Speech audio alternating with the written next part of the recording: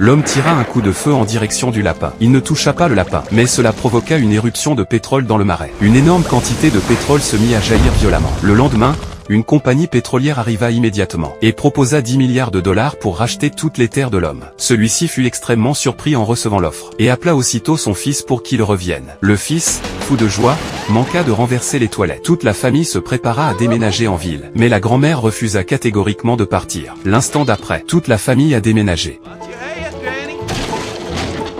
Ensuite, ils s'installèrent dans une villa. Toute la famille était curieuse de cette nouvelle vie. Mais cela éveilla les soupçons du syndic de copropriété, qui alerta aussitôt la police. Tous les agents du commissariat furent envoyés, et même le commissaire en personne arriva sur place. La famille, elle, n'en savait rien. Soudain, une grenade fumigène fut lancée à l'intérieur, mais la fille la renvoya d'un coup de pied. Les policiers, étouffés par la fumée, s'enfuirent dans tous les sens. De cette façon, toute la famille a été arrêtée. Première fois que je prends des photos.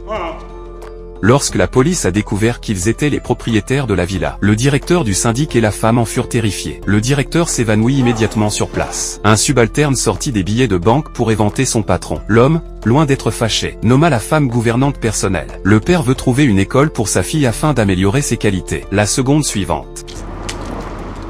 Mais quand la fille est arrivée à l'école, elle vit son voisin se faire brutaliser par le chef de l'équipe de lutte. La fille décida de venger son ami. À elle seule, elle battit le tyran de l'équipe de lutte. Elle a une telle force. Quand elle vivait encore dans la forêt, face à un ours féroce, la fille souleva l'ours et le jeta au sol.